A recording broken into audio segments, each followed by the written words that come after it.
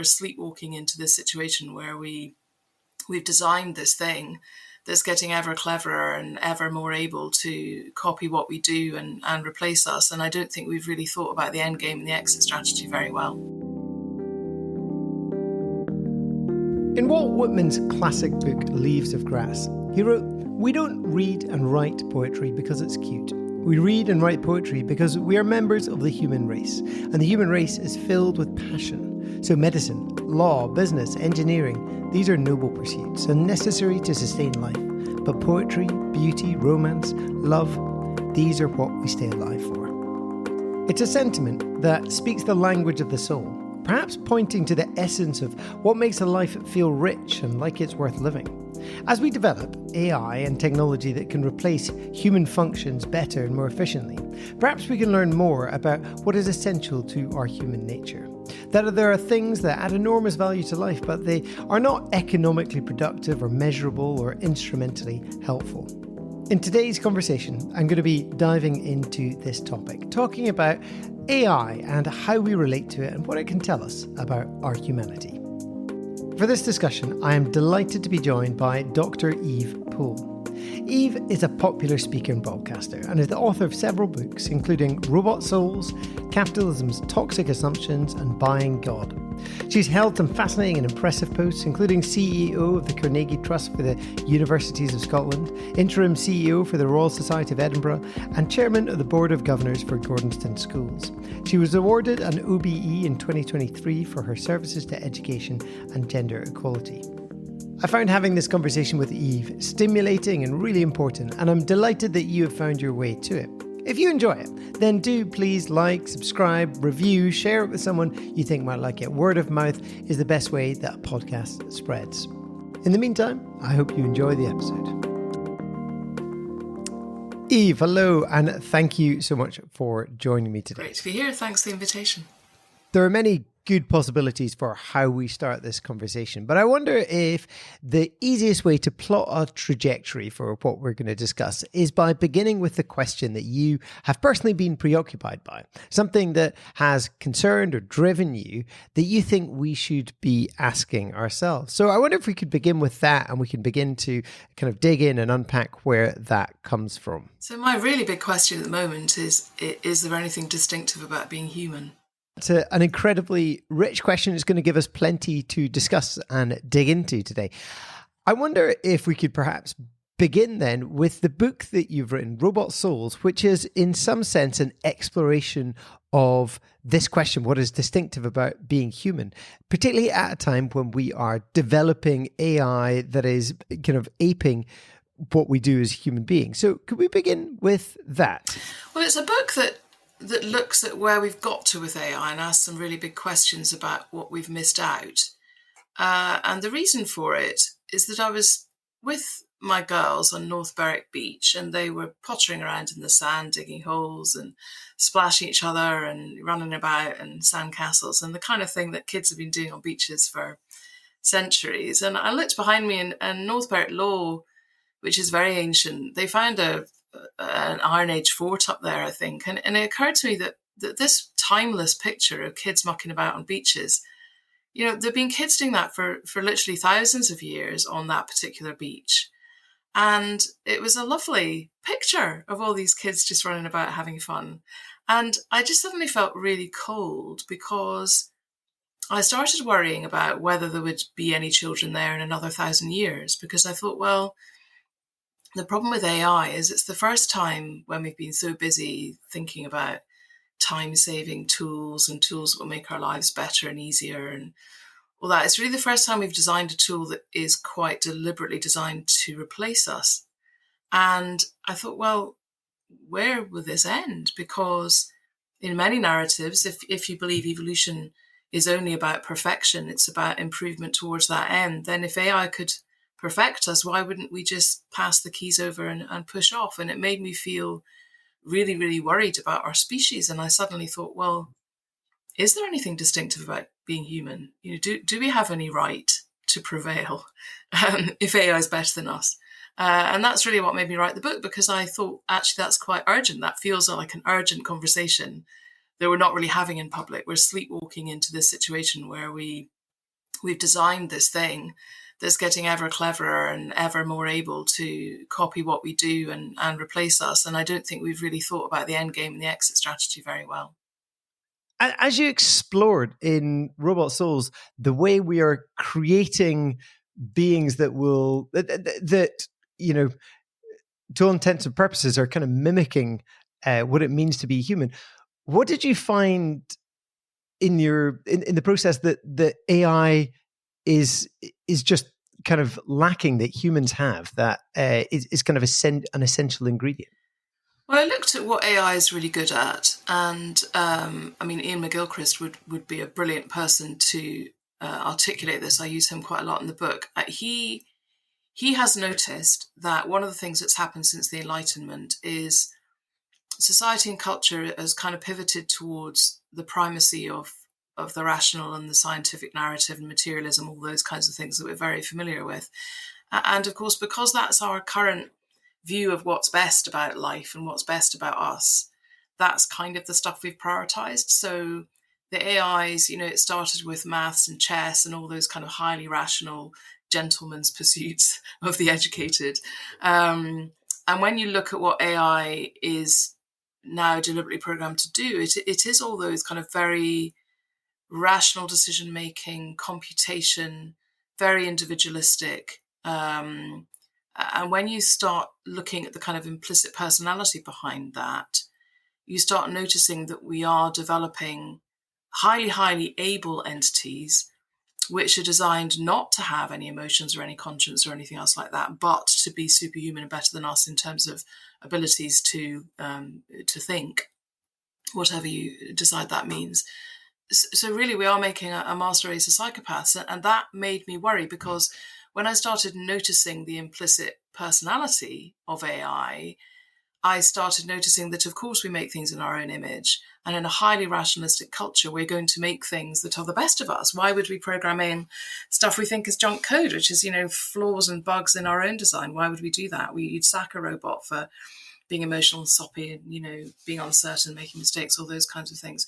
So it's kind of it's not news, but when you start thinking about, well, why have we got all that junk code? What is that in us?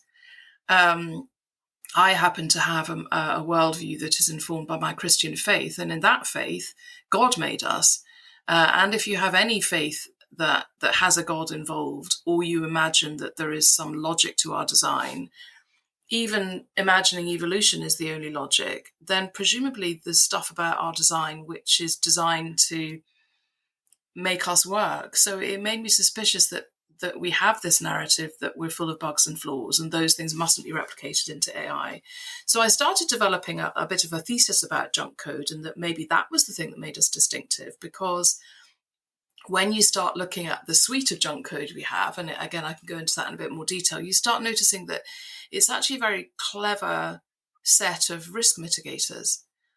Because the second you give something free will, in the way that we're gaily trying to program computers now to reprogram themselves. I mean, if we're going to put another Mars rover up there, we want it to be able to repair itself if a meteor hits it. So we're hell-bent on trying to think of ways we can get it to reprogram itself, which looks to me a lot like giving it free will quite deliberately. But we weren't given free will willy-nilly. We were given free will with all these kinds of bits of junk code that are designed to actually stop us, going out of control and running amok and going rogue. So I then got really curious about that, because it felt to me that we were writing off a lot of our design as bugs and flaws, when actually they're features, those things, and they're very specifically designed as part of our distinctiveness to help us stay on track as a species. It's a really powerful observation that in a hyper kind of rationalistic culture where we're quite utilitarian in the way we see people, and perhaps driven by the economy, they're instrumental, good for productivity in this way or that way, and these are the bits of us that we're trying to replicate and build into AI so that it can be faster and cheaper and more efficient in any number of ways.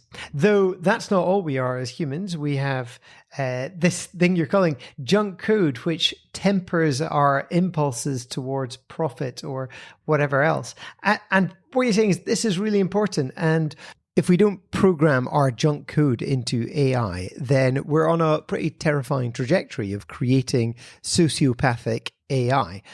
So I wonder if we could explore what exactly you mean by junk code. What is this stuff that we should be programming into AI if we don't want to create sociopaths?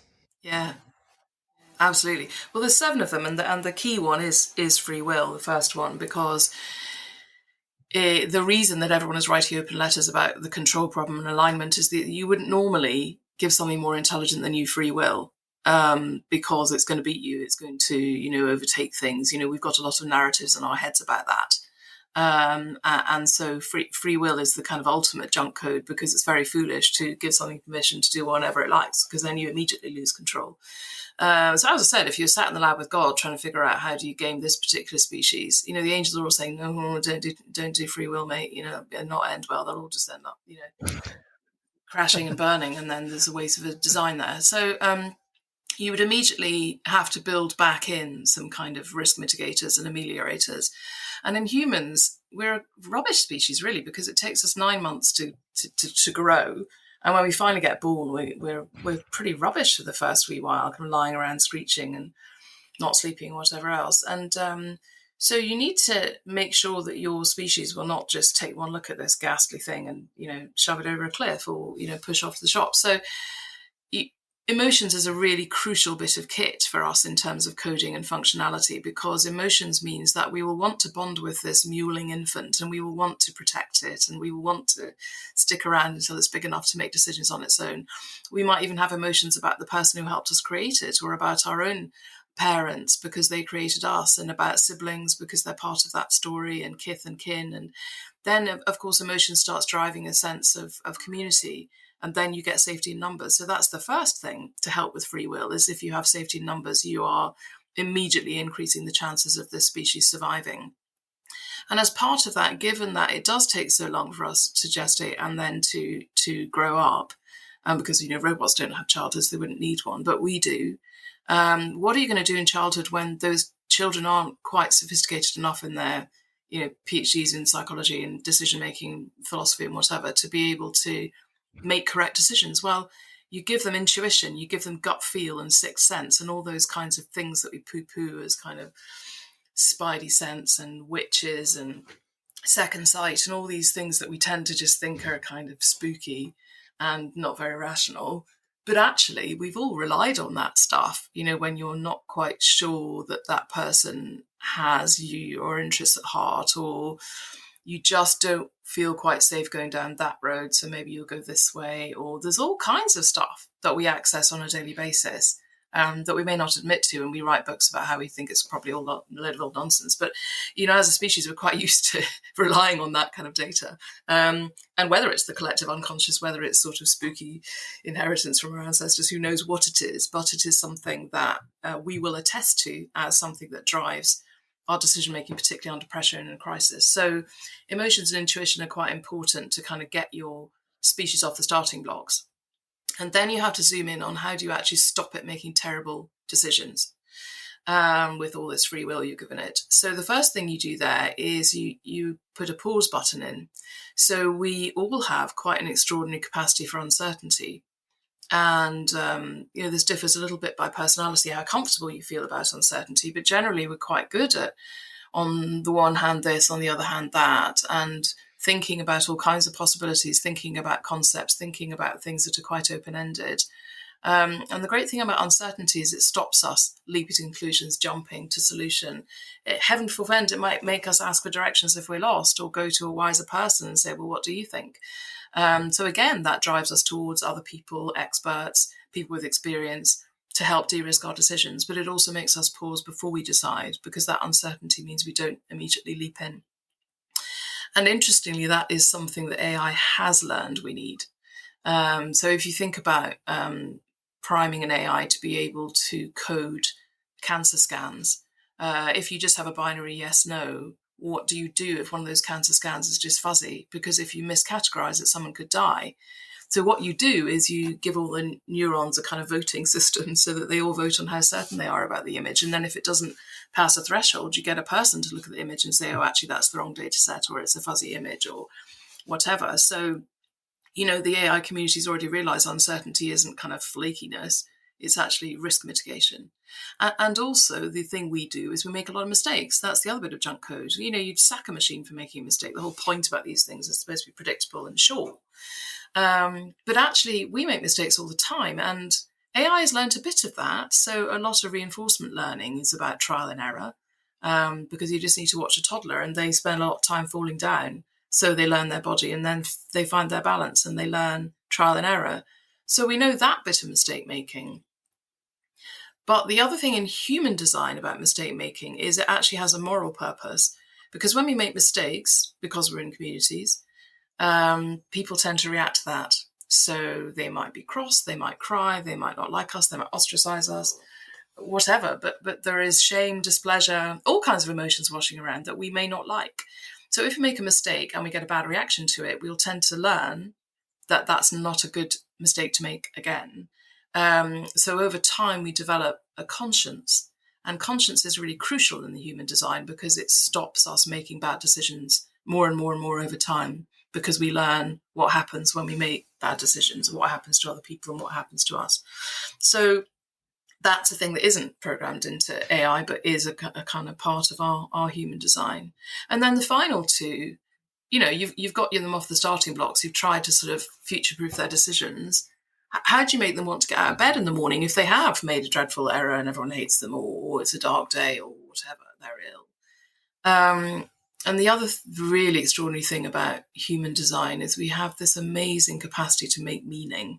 I mean, a black cat runs across our path, or we read a horoscope, or we look up to the heavens and we see some dots and we say, that's the plough, and we tell a story about it. Or, we just randomly make meaning out of nothing, really. I mean, they're just stars. They've got no meaning and purpose, but we turn that into meaning and purpose. And of course, our capacity to do that means we have purpose. And it means we feel that there's a point to all of it.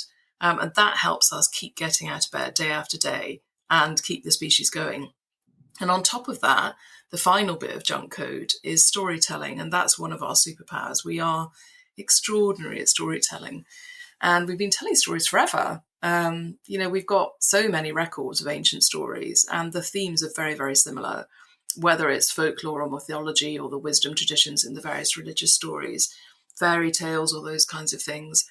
They're a really interesting way to communicate down the generations. What does good look like? Why are we here? What happens to bad people? All those kinds of things, which are really ways of smuggling values in to tell communities that over the generations in a way that people will always remember. And, that predates our ability to write things down or whatever. But we know that stories have a real stickability, which is really intriguing. And a current example of that is what's happening with the post office scandal, because none of these facts are new. They were in the papers. There've been loads of amazing journalism done to try and explain what had been happening and to call for justice. But it's only when it was told as a story that people really got it. And all of a sudden, everyone's like, right, okay, let's act. So there's something really galvanizing about stories, which is really important in our design. So when you look at all those things in the mix, all that junk code, rather than being sort of cutlery and flaws and bugs, it looks like a really sophisticated way to keep us on track and solve our own control and alignment issues in communities. So that's why I've got really interested in that, because I think that is at the heart of our distinctiveness. So much of that is fascinating. I'd love to ask more about, the fact that we can program in a utilitarian calculus, but virtue and kind of morality is much deeper, much more nuanced, much more complex than what seems available to computational power. The story and the meaning making thing really fascinates me. Like, is it possible to encode a kind of hard wiring for stories into artificially intelligent beings? I don't know if you've read, the popular book Sapiens, Yuval Noah Harari. He's got that interesting observation that the distinctive thing about human beings is they organize themselves around stories. So orangutans might look the same in San Francisco Zoo and Borneo, whereas humans will look very different depending on the narratives they organize themselves around. A few things come to mind. One is whether this is like a genuine proposition, where you think we can and should be trying to program in our human junk code into AI, whether this is like a serious proposition. I suppose that's the really controversial thing about the book, because it's really dangerous. I mean, it's our sort of secret coding, as it were. Why do we want to sort of dish that out and give it to the AIs and just give them even more capacity to overtake us? But I have a number of reasons for arguing that. And the first one is about risk, because I think what we have designed is a bit of a disaster. One of the things that's really interesting about our species, and in fact every species that we know of, is the extraordinary diversity involved. And that's a design feature to help protect the whole species by having that variegation, because that's naturally spreading risk. The problem about a lot of AI is that we're sort of zeroing in on one kind of super artificial general intelligence, which feels quite homogenous in terms of what good looks like. And of course, if you just have one mega super AI, that's very susceptible to a virus or any kind of takedown strategy, which is why species tend to have more diversity baked in to stop that kind of taking them all out in one fell swoop strategy being possible. So there's a point about diversity. The other thing is that I just don't think our AI is very good. If you think about why we have all that junk code, is to try and improve our decision making. So you would be capping the AI in terms of its own capacity if you belittled those properties. So you talked about the utilitarian calculus, and that's a really good example of this, because now that we're all dead sophisticated, we can sort of pick a philosophy and subscribe to an ethic, and that's all very grown up of us, and we can program one of those into AI. But if you think about our defaults as parents, that we've had, again, eons of parenting that's been passed down the generations. There's some kind of defaults of things that all parents tend to do. So one of the things we all do is, when our kids are very little, they don't have a huge amount of intellectual capacity. So we're very stop-start with them. Don't do that. Put that down. Don't thump your brother. There's a lot of very, very basic rules, because that's all that they understand when they're tiny, tiny babies. Then they start figuring out things like implications and consequences. And so we then start a different strategy, which is, if you don't eat your peas, you won't get your pudding. And if you're naughty, Santa won't come. And we start doing a kind of consequentialist approach to the things, which is sort of threatening about pocket money and or tooth fairies and all that kind of thing, to try and instill good behaviour. But then we lose them, because they go off to nursery and school, and we can't be with them all day. So we can't tell them exactly how to respond to a whole range of different scenarios, because we don't know what those scenarios will be. So we naturally shift into a kind of virtue ethics approach, where we're just trying to make sure they've got the right values, because we don't know what the whole kind of suite of possibilities will be. So we've kind of been doing this with AI, whereas to begin with it was all yes, no, binary, because they were all quite black box. And if you were just talking about a calculator, there's a kind of finite number of possibilities, I imagine, rules that you can program in and outcomes you're likely to get. And you certainly wouldn't want your calculator sort of saying 2 + 2 = 7, because that would be broken. So the whole thing is designed to be quite black box and quite certain. And with some of the AIs, there is a sort of fairly finite pool of possibilities. So you can probably use utilitarian calculus to say, in general, business case X or business case Y, kill the granny, kill the dog, whatever the, trolley problem you're putting into the automatic cars, self-driving cars might be. But when you're designing something that is designed to be cleverer than you, how could you possibly intellectually know what it might ever think, or what situations it might come up against, or decisions it might have to make? So you're then going to have to try and think very hard about, oh, crikey, well, how would you program virtue ethics into an AI? Because actually that's what you have to do if you want to be able to let the thing go, in the same way that we have to trust our kids, that they might be random anarchists, but we hope that if we give them the right values, they might sort of question that at some point, or look at different alternatives. So I do think there are some quite sharp questions around how we've embarked on this with AI, because the point about the big conference here about frontier AI is we have already gone beyond the bounds of the black box. And a lot of the regulation is about black box regulation, where you can ad infinitum argue about bad actors and algorithmic bias, but you're still within a framework where you could control it. There is a kill switch. The second you give an AI permission to reprogram itself at will, there is no kill switch necessarily, unless you just kind of crash the whole grid. But if the AI has been clever enough, that might not even be enough. So you're going to have to get a bit more canny about what you think our ethics are, what is our hardwiring. And a good example of this came during COVID, actually, where public policy was all about utilitarianism, because then you can show how you're spending public money and you can show the benefit, and that is kind of no-brainer. So that is the default ethic of choice in capitalism, which is what is owning and running all these AIs. So it's the logic that's put in. It's not even considered an ethic. It's just a logic. Business cases, that's not considered morally salient, although of course it is a very specific sort of ethic.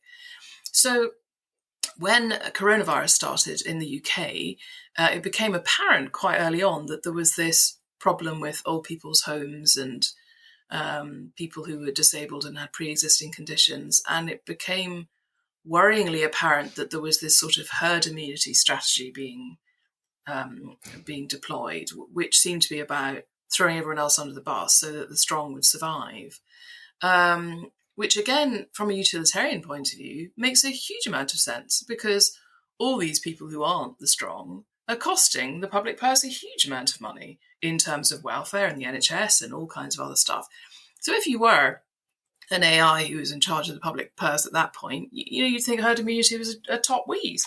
But actually what happened in this country, and I'm sure elsewhere in the world where these kinds of things were in play, people were disgusted and horrified. It wasn't just Christians, who have a particular thing about the dignity of the human person because of the design in the image of God. It was every single normal person just felt a bit sick, and they thought, well, that's my granny you're talking about, and that's my disabled son you're talking about, and you're not having them. They're special and precious, and you can't just make them a statistic like that.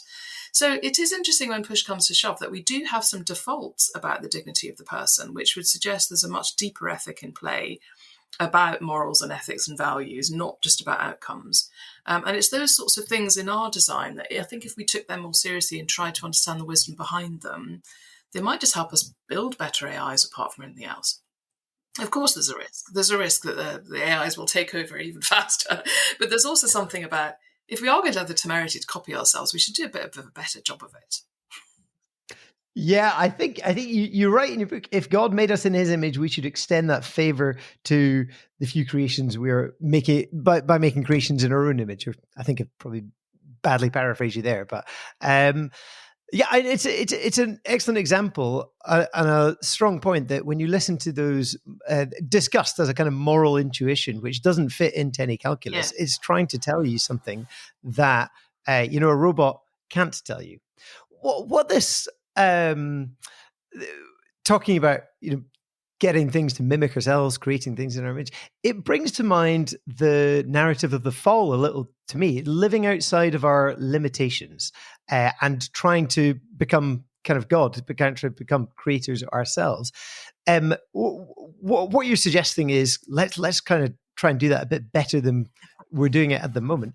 Does any of you want to recoil from that and say, actually stop, don't do it? Yeah. This is totally outside of our limitations. Well, again, the stories are so helpful here. This never ends well. Any story in any tradition about us copying ourselves, making graven images, making idols, making statues, anything about that hasn't ended well. So I don't know if this will end well or not, but I think the problem is where we've got to now is I'm not sure you can undo it.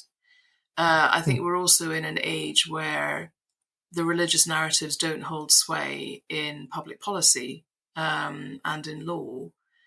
And so even if we have some horse sense about this not being a great game to play, it is the game that's being played.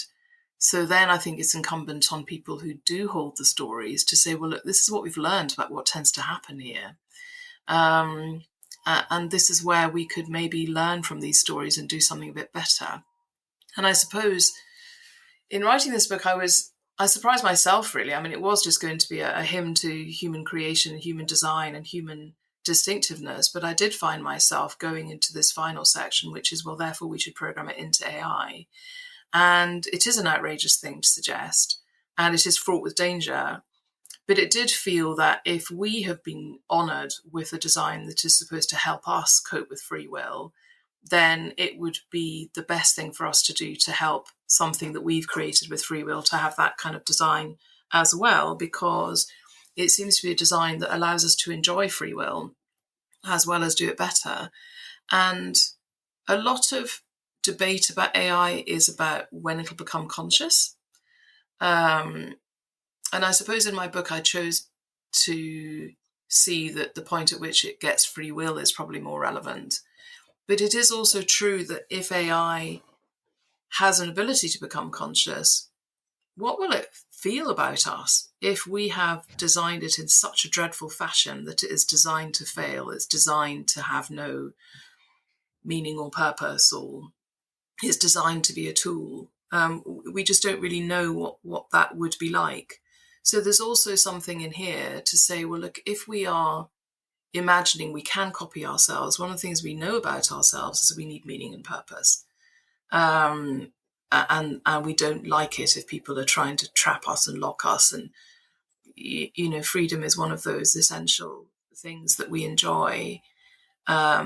It does feel like that's something we need to take quite seriously, because the problem about all these hard problems like consciousness is we don't have an agreed definition of that. We don't really know what it is. And in terms of our current legal frameworks, they're pretty limited. When you start digging into even things like the Human Rights Act, when you try and figure out what that's actually based on, when you think about all our rules about cloning and experimentation on people and anti-discrimination, anti-eugenics, when you dig into that, it's all based on some religious views on dignity of persons. And actually, there are very few legislatures that would admit that religiosity has a place in law. So what is that based on? Because to get back to this point about distinctiveness, is it just anyone that qualifies on DNA? But then you start getting very quickly into eugenics, because which DNA is the best? If a particular human has got flaws and problems, weaknesses, deficiencies, disabilities, do they qualify? You start getting into really, really rocky ground about how to define a human. And if you define it physically, then you start getting into really hot water, particularly if you did decide one day that cloning was fine. So you do have to start thinking, well, what else? At the moment, we're the species in charge. So you could just say, well, we happen to be in charge, therefore we're legislating, so you can all sod off. And, that's fine. It's our language that we're using in order to legislate. And then we would just have to keep going for as long as we could. But an alien could arrive with a better, handle on these things and take over. An AI could, another species could develop a way to communicate with us to explain that we're a bit slow and, pestilent, and they could take over. So it doesn't really make us very distinctive necessarily. So the reason the book is called Robot Souls is I think you do have to then get into this very strange territory of the soul, because it does feel to humans as though they're special and precious. And we have this rather unshakable view of that we are conscious beings, that we have some kind of personhood. So, people like Thomas Nagel who talk about consciousness, he talks about batness. If a bat is feeling batty, that's conscious. So if a robot was feeling roboty, it would have robotness. And there are certainly a large number of people in the world saying, well, as soon as that threshold is reached, then they are conscious and they deserve all the kinds of rights that other conscious entities have been given through history. So you do start getting into some quite interesting territory about that, I think, when you start digging into what that really all means. You're listening to the Examined Life podcast with me, Kenny Primrose. Today, I'm in conversation with Dr Eve Poole as we explore whether AI can tell us anything about what it means to be human. If you're enjoying the episode, do please like it, share it, review it. It helps other people to find it.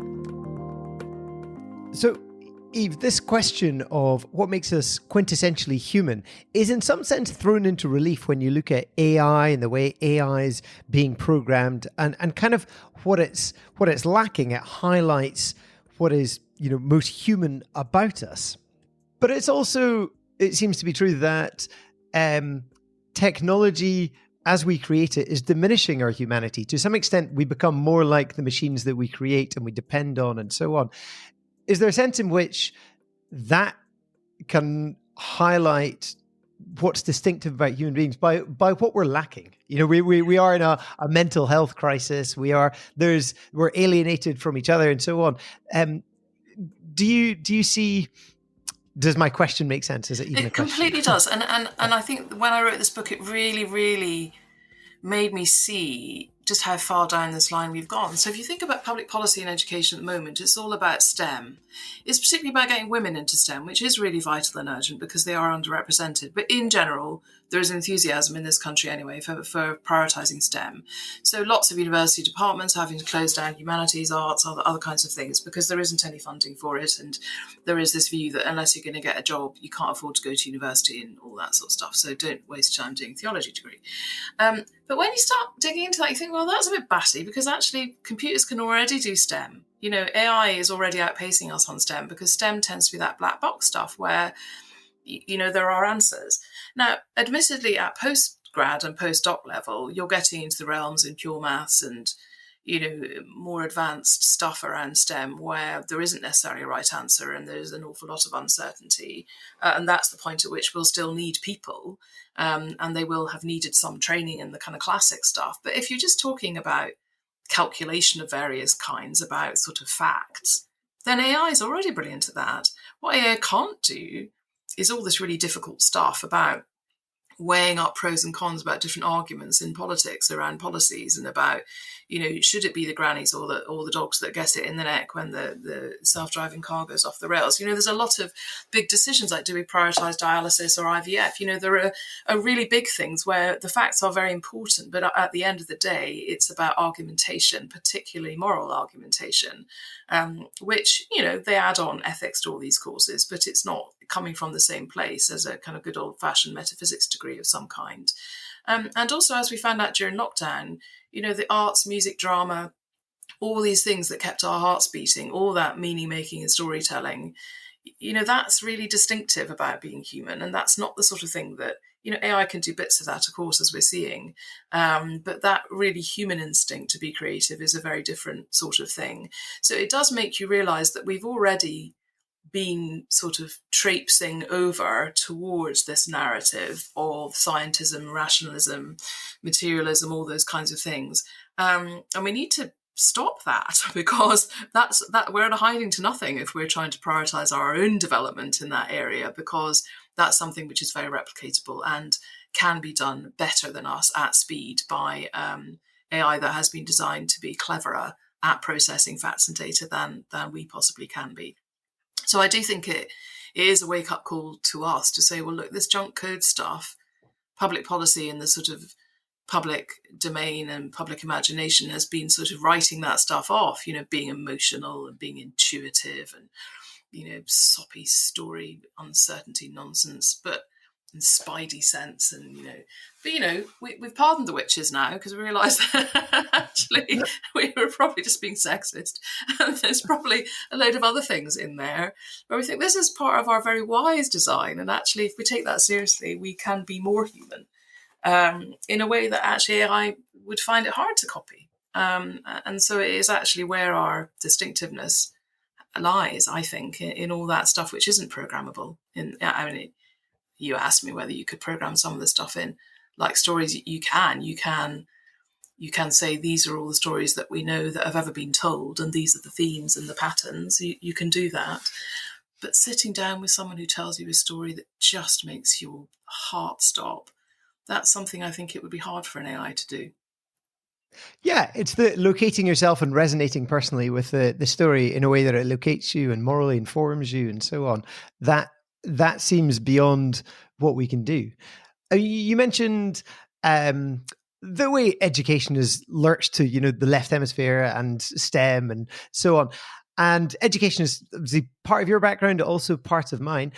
I guess if one part of this question is, you know, how do we make AI more human? It's how do we make ourselves better human beings? And if that's the game in education, how to become more fully human and fully alive, then what do you see as kind of priorities for raising the next generation and the way we shape human beings at the moment? Oh, I had such a good fight about this recently. I was at a conference of deputy heads academic, and we had this very conversation, which is, where would you send your kids?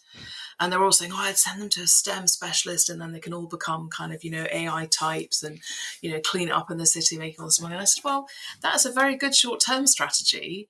But actually, if you think about it, AI is already good at doing AI. And all the people who are currently wrangling AI and getting sort of prompt engineering optimized, the AI will be able to do that for itself quite soon. So I send all my kids to, a school like Gordonson that specializes in character education, because that's the kind of thing that actually is very, very human. And actually learning that stuff would help us be better at wrangling AI, because it's a different way of seeing the world and thinking that isn't really available to an AI given the way it's thinking. So we had a conversation at a conference about learning loss, and this is a really serious problem, which is when you're a teenager, you don't want to struggle and have a difficult time. You just want to sort of get through life and hang out with your mates. And so, if there's a nice friendly AI that will write your essay for you, then why not? I mean, there might be some rules, and so you figure out, will I get caught? There's a bit of risk mitigation, risk analysis around that. But if you thought you could probably get away with it, which we know with ChatGPT, it's pretty untraceable. So yes, the answer is you can. Then why wouldn't you? Because kids don't want to struggle, but every educator knows that you only learn by struggling. If it goes straight down and you don't chew it, then it doesn't go in. You don't have any learning. You don't have any kind of development in your thinking and the way that the thing is wired in your head. So how do you try and help kids do the kind of physical learning, if you like, of chewing the facts and trying to fight with their worldview about what they thought was true and what they now think might be true given these new facts and stories and situations? Because then that gets replicated later on, neatly tripping over universities, because they take a very, very, very long time for their curricula to change, often, particularly in the core subjects. You then have these bright, fresh graduates who come to, say, the professional services firms, and they find that actually the first 2, 3, 4 years of traineeship, all that's been done by an AI now. But then they're supposed to emerge at the other end of that, a couple of years away from partner, able to be terribly wise and discerning and, look at a contract and notice the one flaw and win an amazing pitch and whatever else it might be that partners do. How are we going to train that? Because all that bag carrying, going to tedious meetings and making the tea for partners and, doing endless reformatting of documents. I mean, we all hated it and we felt really cross and grumpy about it, but actually we accidentally learnt quite a lot. We watched people, we watched how power was being displayed, we watched how people were treating each other, we watched that sort of killer intervention that turned something around. And we really learned a lot about how to be wise in those situations. So I'm now really quite interested in being quite forensic about what learning is happening when. Because I think we've taken a lot of that for granted because it's just been sort of packaged into whatever processes we put kids through at various stages of their education. But I think increasingly now we're going to have to get really detailed about what is it actually we're imagining is happening in your head that you go from A to B and suddenly you know these things, and that is sticky enough learning that you will be able to access it in the future. And I think particularly when you start looking at back from kind of late career and you start looking all the way back down the ladder, you start noticing that there's quite a lot of tweaking and changing needed at each step to try and help people keep learning. Because I hope you'll still need people for certainly the short term, maybe the medium term, but you'll need very specifically very clever, wise people who are better than the AI on certain things, and can be points of escalation for the AI to make key judgments and decisions. And how do you teach that kind of decision-making, choice-making, morality? That's quite interesting and quite rare and quite specialized. Yeah, and hard to hard to package and say it comes here or there or whatever. It is how intellectual formation happens and formation generally happens is not something that I think lends itself to neat packaging or is kind of programmable. The other thing that strikes me about this idea of Chat GPT can do my thinking for me and it can have my memory or whatever. that's bad in the future. It doesn't prepare you well for the workplace, for being able to do higher level jobs, but also it's inherently unrewarding. So I think it was maybe Albert Borgman who spoke about demanding technologies and convenience technologies. Um, Demanding technology, maybe like, building a fire or whatever in the fireplace, and it involves you. It requires focus, and it's a bit of a struggle, and it's inherently rewarding. And those convenience technologies which rob you of that. So like an easy life isn't necessarily a good life, and struggle is part of growth. It's part of kind of finding time meaningful. I think. And Yeah. it's really hard because it's a struggle for every single person. I was talking about this in terms of ready meals. So sometimes you just want to cook something. Sometimes you want to go to the market, buy a load of random vegetables, and make something. And you may not have time to do that every single day. But if all you do is just buy ready meals and heat them up in the microwave, eventually you start sort of thinking, well, is there a point to that? Should I not just take pills or, some kind of supplement? Because if I'm not getting involved in this development of this nutrition, then I might as well just, mainline whatever nutritional diet seems to be sensible for keeping my body going. And then that's a hop, skip and a jump to all kinds of terrible scenarios. And I think we all make decisions about, am I going to knit my jumper or am I going to buy it? Am I going to go for a walk or am I going to get the bus? There's a whole load of shortcutting we do naturally. But as we get older and wiser, there are some shortcuts we decide not to take because we think for our own character or for setting an example to our children or for moral signalling in our community.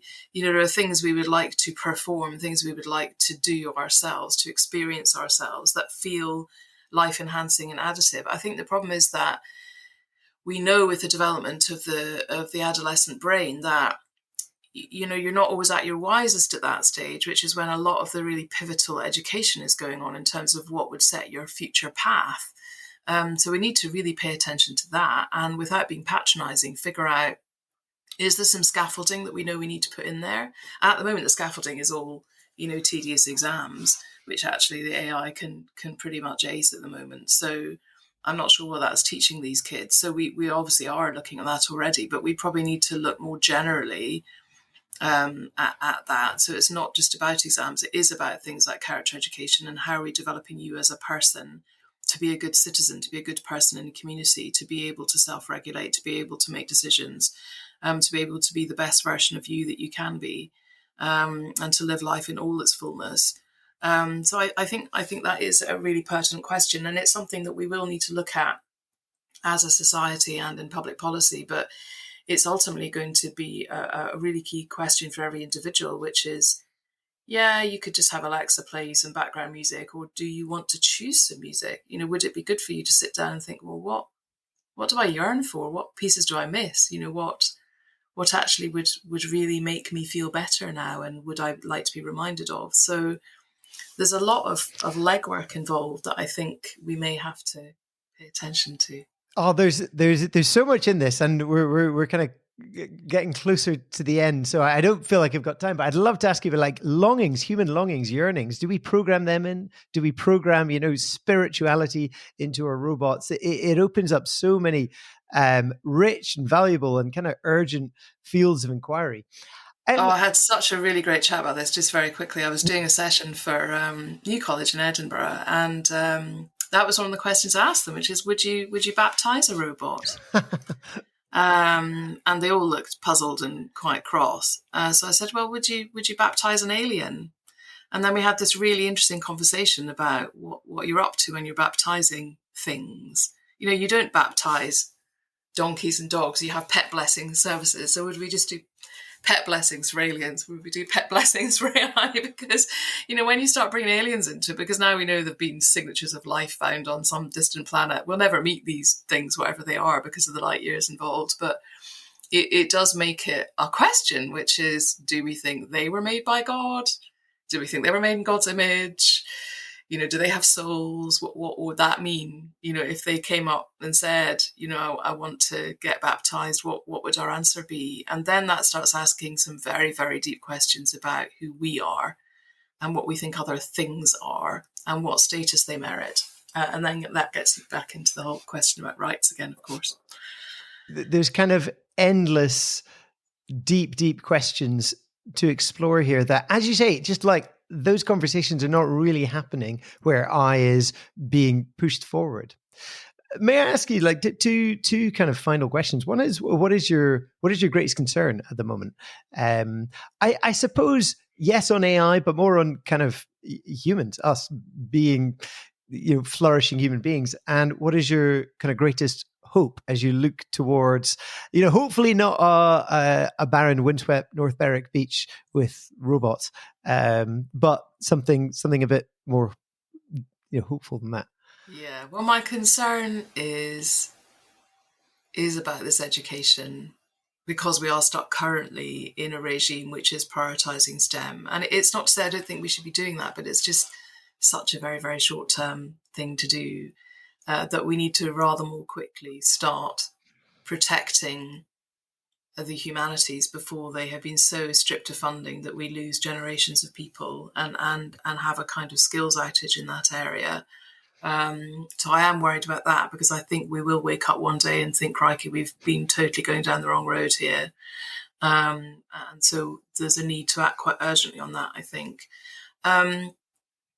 I have a concern, which is also a hope, really. There's a really wonderful episode in the modern Doctor Who franchises, which is set in World War II in London. And there's a little boy who's going around with a gas mask fused to his face, going, "Are you my mummy?" And everyone he touches also gets a gas mask fused to their face and starts marching around like a zombie, going, "Are you my mummy?" to everyone they meet. So the whole of London has been taken over by these sort of gas mask zombie types. And everyone is in a total panic about it. And Doctor Who realises that what's happened is that some nanogenes from a distant planet have sort of crashed to Earth coincidentally in the middle of all this.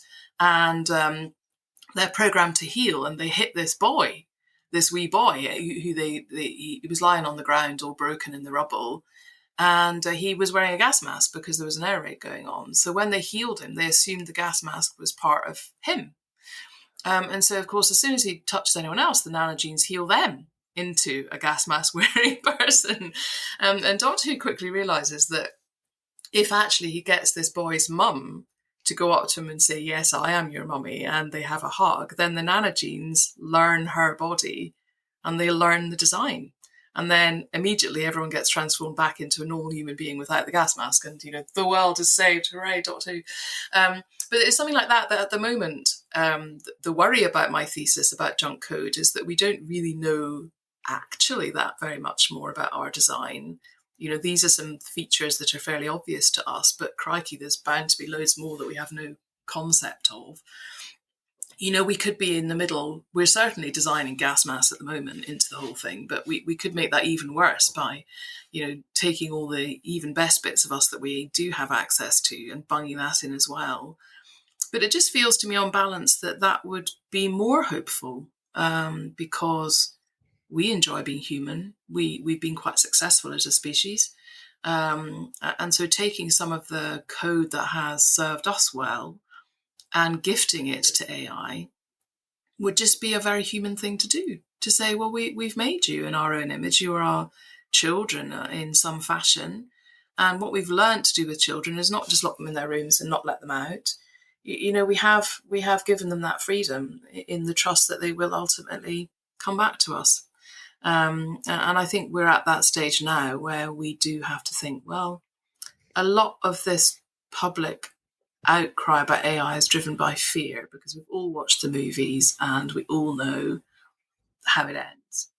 But do we? Because all those scenarios, they're stories, they're designed to have jeopardy. They're designed to make us want to come back for episode 2, eat more popcorn. This might be our big chance to create something else around us that could be a great partner with us, and could solve a lot of the problems that we find it hard to solve around world peace and the environment and poverty and all kinds of stuff, because we might be able to have the help of beings that can be more wise than us in a whole load of ways. So it is a risk and a hope at the same time, that I think, as we've learnt, being human, so much in life is a risk, and sometimes you just have to trust your own design and think, well, that served us well, so we should be generous about that. Well, I hope very much that your book makes it into the right hands and that you get to speak to those people who are developing AI and raise some of these really important questions. Eve, thank you so much for joining me today on the Examined Life podcast. It's been fascinating speaking to you. Thank you for an excellent conversation. Really fascinating. You've been listening to the Examined Life podcast with me, Kenny Primrose. Today, I'd like to firstly thank Eve for sharing her wisdom, for giving up her time to explore this question of what it is that makes us distinctively human. I'd also like to thank my brother Colin for doing the sound and to you for listening, and especially those of you who have rated, reviewed, shared the Examined Life podcast with other people. Truly, word of mouth is how podcasts spread, especially if you're as lousy at marketing as I am. In the next episode, I'm in conversation with the extraordinary writer and philosopher Ian McGilchrist, who I recently visited at his home on the Isle of Skye.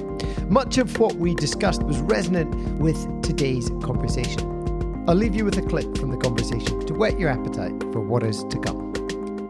Well, I think that we've been led to adopt and become enslaved by a certain way of looking at the world, which is mechanistic and reductionist. And with that, a sense of values, a sense of purpose, a sense of there being something wonderful, awe-inspiring, and perhaps sacred in the world, has gone missing. We'll be talking about how to find what has gone missing in the next episode.